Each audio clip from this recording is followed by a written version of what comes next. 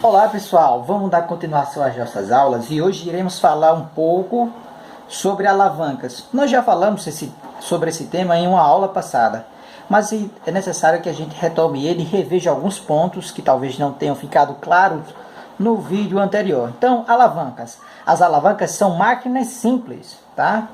Que facilitam o trabalho humano, ampliando a força humana, né? Mas quais são os componentes básicos das alavancas? As alavancas são compostas por uma barra, por a força potente, pela força resistente, pelo ponto de apoio, pelo braço potente e o braço resistente. Então aqui abaixo nós temos as figuras que exemplificam cada componente de uma alavanca simples. Porém, é necessário frisar também que existem alavancas compostas, como por exemplo a tesoura, o alicate e outras que iremos ver mais adiante. Então, a força potente é a força aplicada pelo ser humano para elevar um objeto, que esse objeto irá aplicar uma força contrária ao movimento que se deseja fazer. Então, a força resistente ela é igual à força-peso do objeto. Então, para vencer essa força-peso do objeto, é necessário aplicar uma força potente. Então, quanto maior for o braço potente da força potente, mais facilmente o objeto será elevado e será necessária a aplicação de uma força menor. Então, aqui nós vemos os componentes básicos, que é a barra, a força potente, onde é aplicada a força para elevar o objeto, o ponto de apoio, a força resistente, o braço potente e o braço resistente. Esses são os componentes básicos das alavancas, de alavancas simples.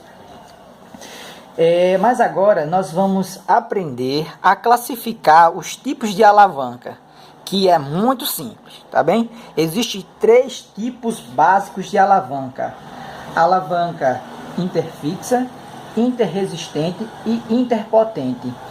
E professor, como é que eu vou aprender todos esses tipos de alavanca?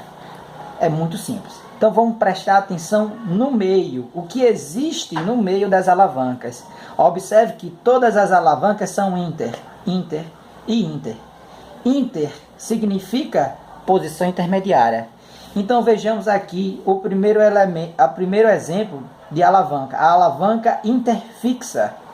Então veja, o que fica no meio de uma alavanca interfixa é o que? É o ponto de apoio.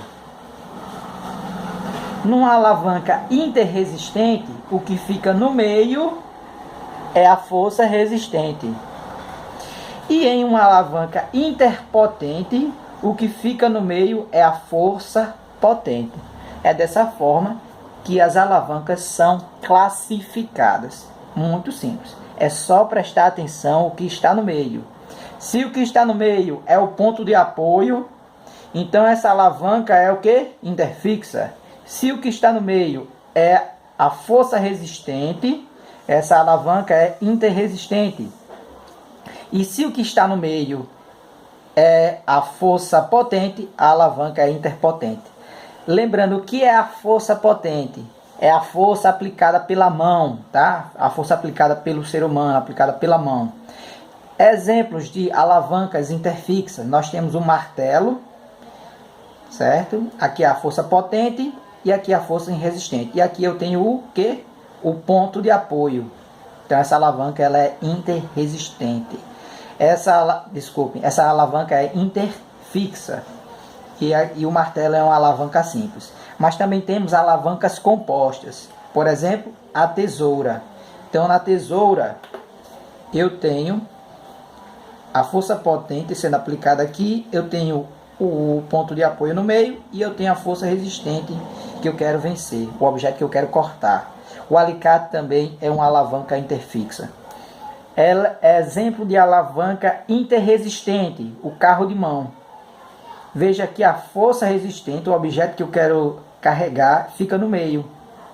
Então, se a força resistente está no meio, a alavanca é interresistente. Aqui temos o ponto de apoio, aqui temos a resistência e aqui é a força potente, o esforço que o ser humano aplica para executar o trabalho.